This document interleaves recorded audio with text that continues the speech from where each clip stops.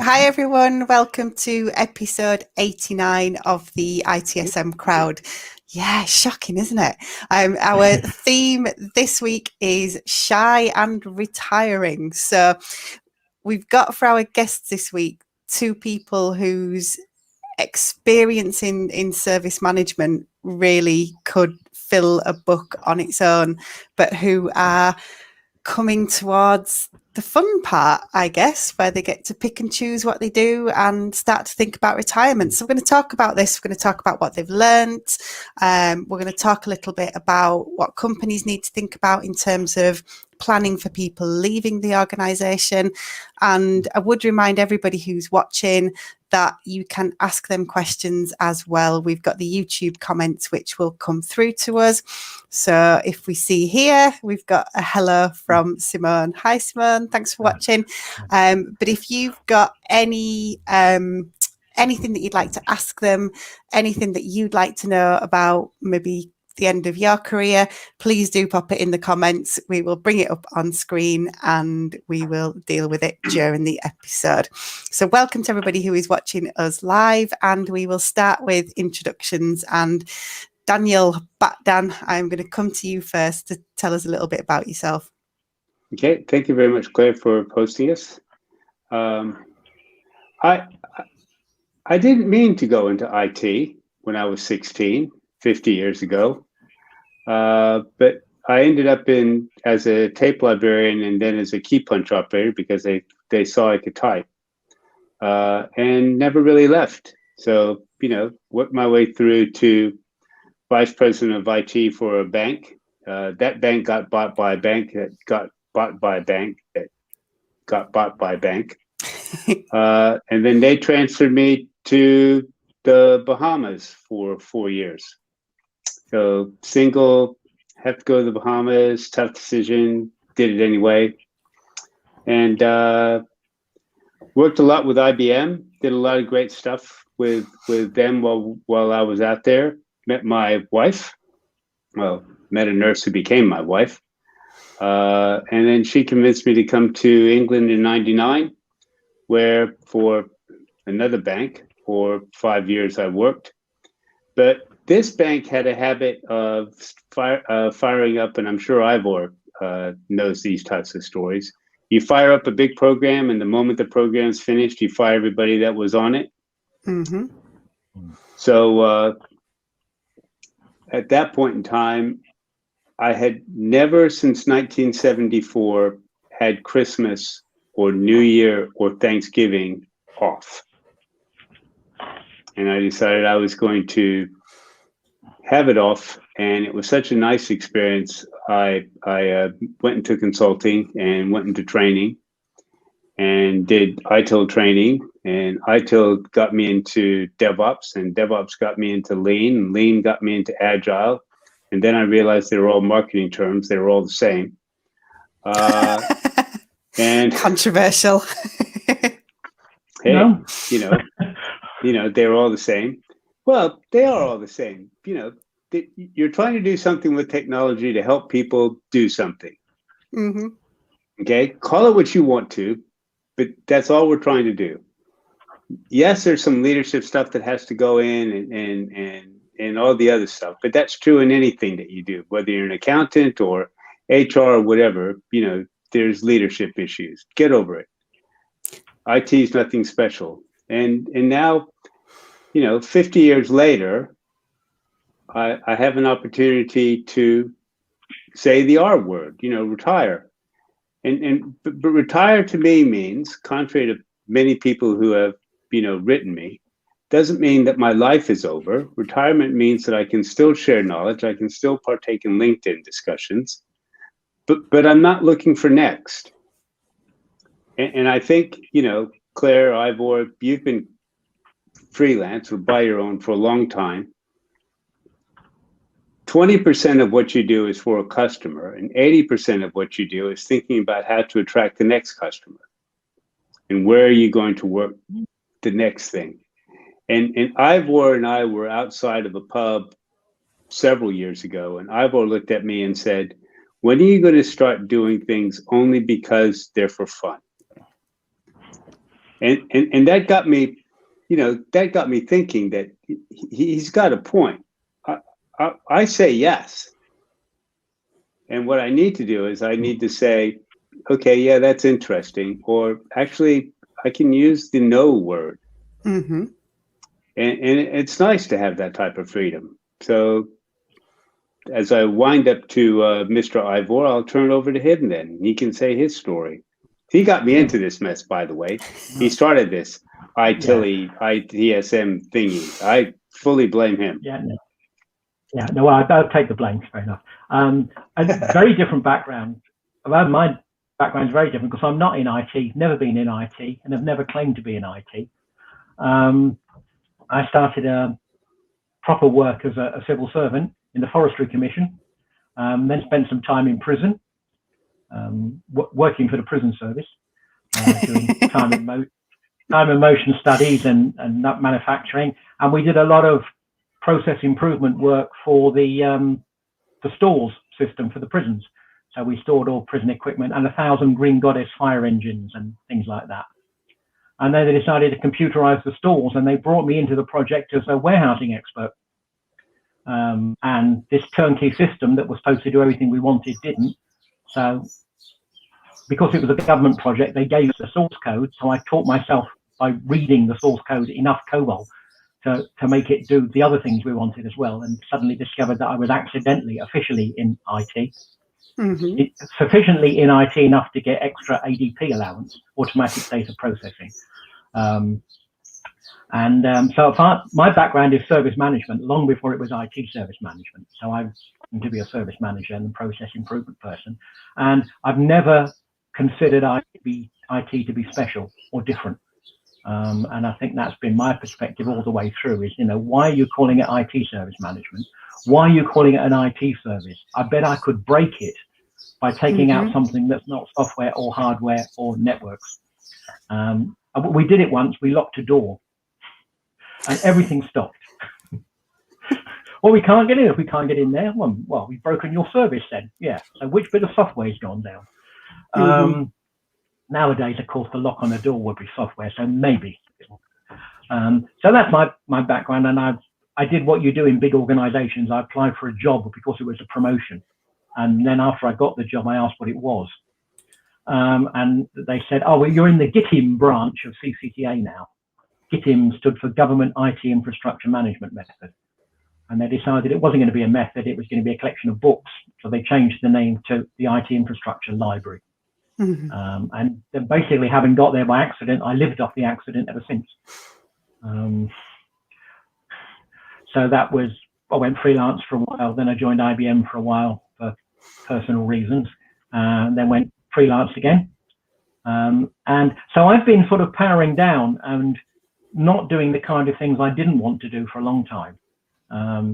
Got locked into the don't say no to anything mode, but I didn't really do much consultancy because I was never very good at it. I found training was a much easier option. So I've been doing mostly training and writing, which is ideal for leading into retirement. You just do a bit less. You just drop the courses you don't like. So I was doing a lot of ITIL courses, and then somebody who should remain nameless, but we will call Dan, persuaded me to do DevOps using the word he's just said. You already know all about it. It's just a silly name hung on the end of it. So I went off and passed the exam, and it turns out he was right. And then Chasm and a few other courses. So I do DevOps and ITIL courses, but it's the same thing on both ones. I use exactly the same stories on both courses, the same message. I'm doing a webinar, I think, next month, and it's exactly what Dan has just said. Now, it's about how do you implement DevOps? And the first thing is you're not doing DevOps. You're trying to help the people who pay you do their jobs better or easier. Mm-hmm. And you're not doing it to the IT department, you're doing it to the organization as a whole. And stop thinking you're doing something to IT. And I've been, trying to give that message for a long time. In terms of retirement, it's about trying to find things that are fun. My wife grumbles at me a lot that I am particularly bad at retiring. And I'm still doing too much. And I ended up working for the whole of May, which was awful. And I'm doing one course in June. one course in July, as far as I know, and I'm trying to keep it that way. But yeah, 2 weeks ago I wasn't doing any courses in June, so you never know. So one of the questions that I wanted to ask you both was about the things that you've learned during your careers, and Simone's just kind of agreeing with you really that DevOps, Agile, Lean, she's saying same stuff, different costume. So I would like to just spend a moment and just think about that, because what has changed during your careers? Because we are, even if we're not in IT, we're in the IT sphere. What's changed that's been significant? What things don't change?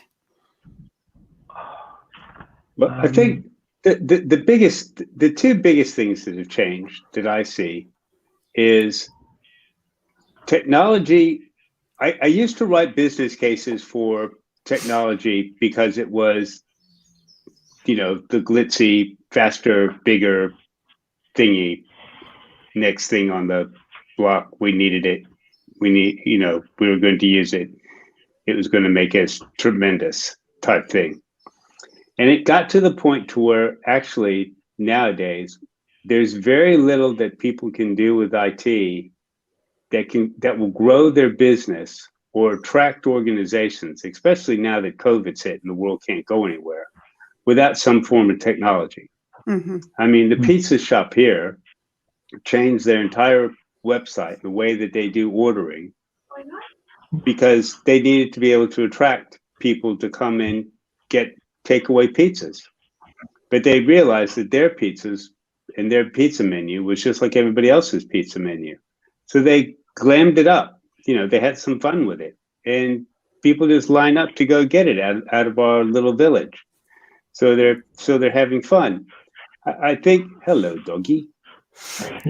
I think the other thing that's happened is that there's a recognition now that, yes, I work in a particular part of the organization, but I also have to have some knowledge of technology.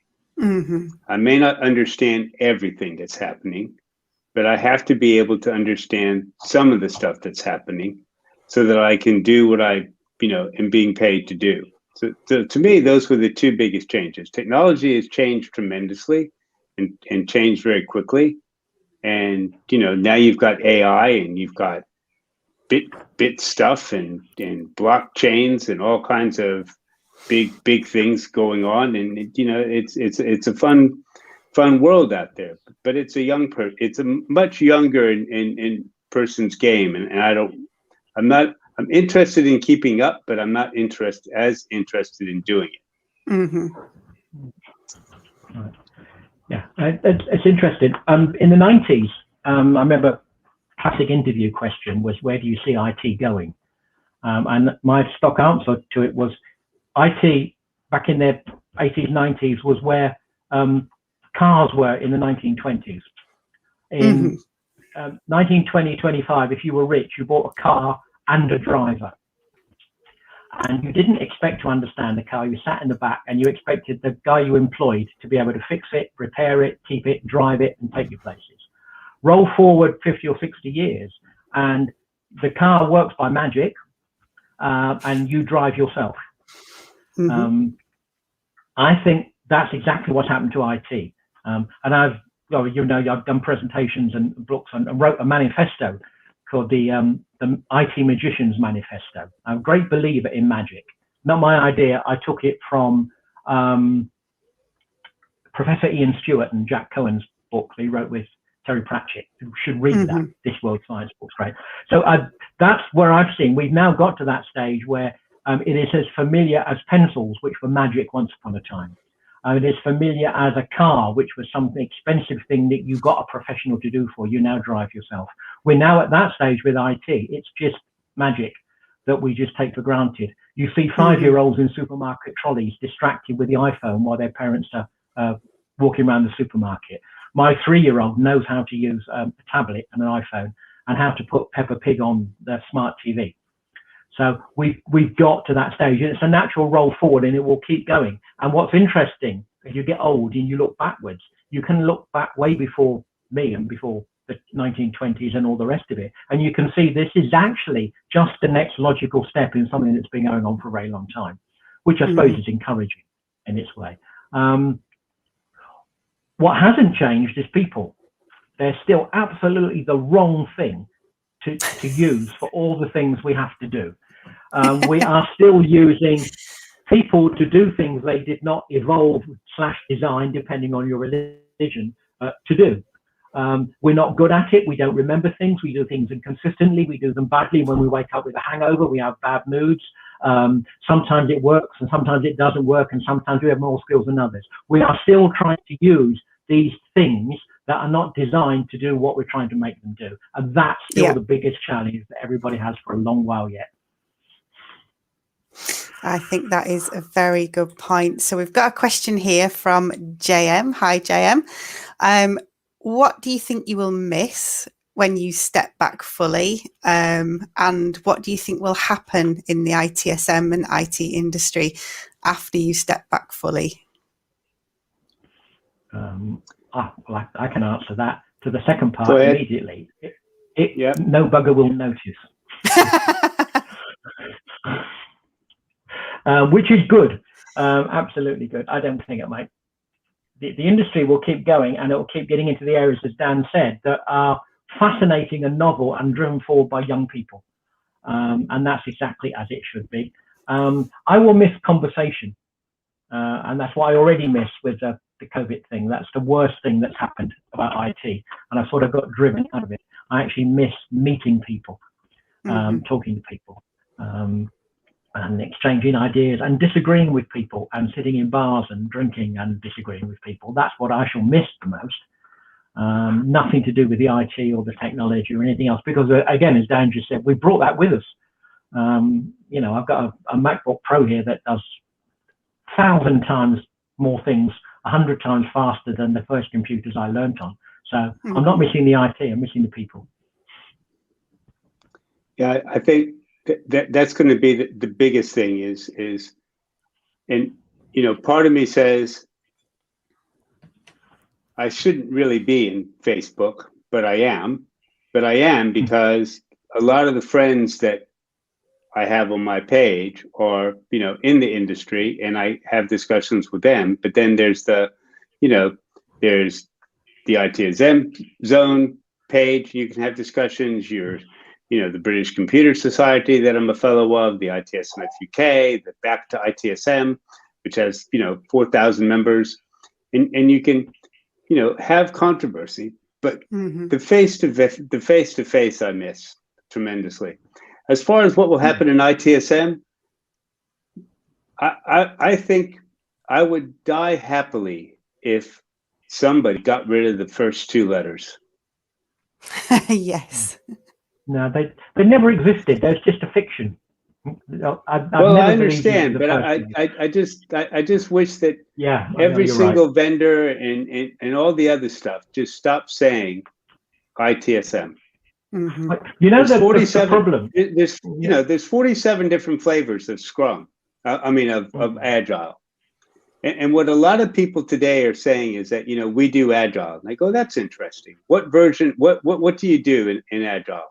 Well, we do Scrum, the Scrum that started in the 1980s, and there's this look on their face. Scrum doesn't go back to then. I mean, they didn't even have the conference until 2001. I said, do you think the 17 developers that went to a ski lodge for 3 days hadn't been practicing something before they went? And there's just look of horror on their face. You do the same thing with the culture of all this stuff is what I think people have to learn, and that's what I hope happens after we step back, is that people finally start realizing the culture behind all this stuff and how it really can help, like Ivor says, people. Yeah, well, I mean, my background, if anything, is from a much more mainstream engineering background, and the thing that strikes me is that IT is still a relatively young industry, and it would seem to reach adolescence. And I heard a joke once that I think summed it up perfectly, is that all teenagers believe that they just invented sex. And nobody's heard of it before, and they can't possibly talk to their parents about it because their parents don't know of it. And IT has been in exactly that situation. It thinks it's invented all these amazing things that have been around for thousands of years. It thinks it invented capacity management, and yet the Great Wall of China is not surrounded by leftover bricks or got holes in it. Somebody had got capacity management right then. And lean comes from manufacturing, you know, agile. And I've just written this thing and did a presentation for ITSMF International about learning ITIL from my grandmother, because the guiding principles in ITIL are exactly what my grandmother taught me. We now use fancy phrases like progress iteratively with feedback. And she would say, don't bite off more than you could chew. You know, you can always put more sugar in later, but you can't take it out. And let's have a butcher's, let's see what you've done so far, which I think is progress iteratively with feedback. Sounds like it. Every one of those guiding principles I learned from my grandmother, and she learned from her grandmother, and they go back. And that's the power of them. But we've got this attitude in IT that, you know, we've invented everything. It's all brand new. Nobody knows about this but me. And it's an issue, I think. Yeah. So both of you have talked about the fact that you moved to freelance positions, and that's given you more freedom to pick and choose and decide what you want to do, which allows you to move through this stage of semi-retirement. But, you know, we know, for example, in the UK that we have an aging workforce, we have skills gaps, and this is something that organisations do need to be planning for. So from a sort of a broader industry perspective, what should companies be thinking about in terms of aging workforces, people retiring? I would love to have an organization stop making people redundant when they get to a certain age, and instead say, we are going to let you go. Okay. But what we'd like to do is we like to call upon you to help the people that we're going to replace you with. The junior people don't have your experience. They don't have the scars of having somebody yell at them at 2 o'clock in the morning. They haven't made all the mistakes that you've made. You know, they haven't been involved in all kinds of different stuff. So what we'd like you to do is be a mentor or a coach. And whether they pay you in vouchers or they pay you in money is irrelevant. But at least they're respecting you when they let you go. They're not just forgetting you in some field. And you know, whether you wither or not, no one knows. So I think, you know, organizations need to think about how do they fill that skills gap, because yes, training and certification has a purpose, but at the end of the day, the people that are being trained and get that certification can't make it useful for the organization, then they've missed a trick. And I think they need to come to the realization that there are a lot of people out there that will not only help them. You know, Ivor is the perfect example. You can't get more knowledge from ITIL from someone other than, you know, he didn't write the book. He started it before the books became books, type of thing. So if you want to learn from him, then go ahead and please take the course and get the certification via him, but then come back and ask him, and now help us do this better, faster, and safer than whatever we were thinking about doing, because whatever we were thinking about doing ain't working. And I think that's what organizations need to do, is they need to take advantage of this aging workforce. And the volunteering aspect is great, because they do that.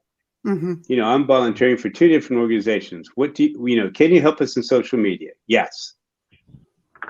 Can you help us improve the way that we're logging and cataloging and researching things online that are coming into us? Yep, absolutely. So if they can do it, real organizations, or, you know, more practical or business oriented organizations should be able to do the same thing. Yep, that's cool. I mean, the one thing that struck me is that when you get, as the older I've got, and you know, the wrong side of 60, you actually start looking back to the beginning of your career. And I've been thinking more about how I started recently than in the middle. And I think that's a pretty common thing. In your 40s and 30s, 40s, 50s, you're very self-centered. You'll get your head down, you'll keep going, you're doing things, you're thinking about what am I going to do next? That means how do I look better than the person sitting next to me? Because there's, civil service, big organization, classic. There's two ways to get promoted. You can be better than your peers, or you can sabotage them. And sabotaging your peers is remarkably common. Played both sides of that game in the civil service, and you're not collaborative. You get to be nearing retirement, and that competitive element goes because you're not trying to get on anymore, and you're the best people to then talk to the young ones. So taking the two ends and bringing them together is, I think, a very powerful opportunity that organizations don't necessarily get. And strangely enough, I mean, I've been talking to people on courses and saying that my first job, I was one of 5 junior managers in this small office. We each had a few staff. I was the only person at that grade under 53. All the others had actually been in the armed forces during the Second World War, precise now. And I was 22 with hair over my shoulders and flares and obviously a dodgy left-leaning hippie. So I stood out a bit. And I just came in and they deliberately gave me a young group of people to work with. And we just tore the status quo up completely. We looked at the way it worked and went, it's ridiculous. We did not see the support of headquarters and computers. They had a mainframe computer that they borrowed time on from the Scottish office, and we got things on computer printout. All my peers put the printout to one side as dangerous new stuff. We actually welcomed these new ideas in and embraced them. And it was about fighting resistance from people in the middle. And it's now interesting to see myself at the other end. And I've been through that fighting resistance stage myself, and I've come out of it again. And I think I have way more sympathy with that young long-haired hippie that I was back in the 1970s. And I think organizations will find that's common, and there's a real opportunity to bring old and young people together. There's examples in other areas, as Dan points out. And you write off the people in the middle who want to be middle management, and you should, if you look at the way the world's going, hopefully we're getting rid of middle management, and no wonder you would resist it. But there is a real opportunity to not to get into the technical detail, because I'm too old to learn, some of the technical innovations going on, but understanding that, push the bars, push the edge, rattle a bit, that's your job. And amazingly, when you get old, you get to rattle the bars again. Yes. You get to push things. You get to say, I remember my father, we were in a supermarket and we got out of the supermarket and my father produces a packet of walnuts from his pocket and puts them in my mother's shopping bag. And she says, where did you get them from? He said, I picked them up. Well, why didn't you put them in the trolley? It was a ridiculous price for them. Not paying that for them. And she said, what if somebody caught you? She said, I'm old and forgetful. It wouldn't be a problem at all. You can get away with things when you're old. And you do get to rattle the bars and push the envelope at old age and get that link back and make the young people push and prod and break the rules and see what you can get away with. What we do in so many organizations is let middle management get at them and stultify them. And we should be doing the opposite. And I think people on the edge of retirement are really well placed to help that happen. I think that we got away with the walnuts, by the way. That is absolutely wonderful, and it upsets me to do this, but I have to call time on our session today. That has been such a pleasure. It's been a massive privilege for me to work with both of you at different times, and the fact that you are still able to be involved in the industry. We've got things like social media now, I think is just brilliant, and that advice about leveraging your experience and helping organisations to learn, I think is just so true. Our next episode of the ITSM Crowd, we are completely spinning the focus. The date isn't set yet. I'm just trying to get the panel together, but we are talking to 4 people who are new to service management. So we're bringing people in from the other end of the spectrum to talk about how they've come to service management and what they're looking forward to and their challenges and things. But Daniel, Ivor, thank you so much. Thank you to everybody who's been with us in the chat as well. I'm sure Daniel and Ivor will be on Twitter and Facebook and things after this for the questions that we didn't get to. Indeed. But thank you to you both. Really appreciate it. Thanks, and we'll Claire. see everyone on the next episode of the ITSM Crowd. Cheers, Ivor. Yeah, cheers, Dan. Thanks very much, Claire. Anytime.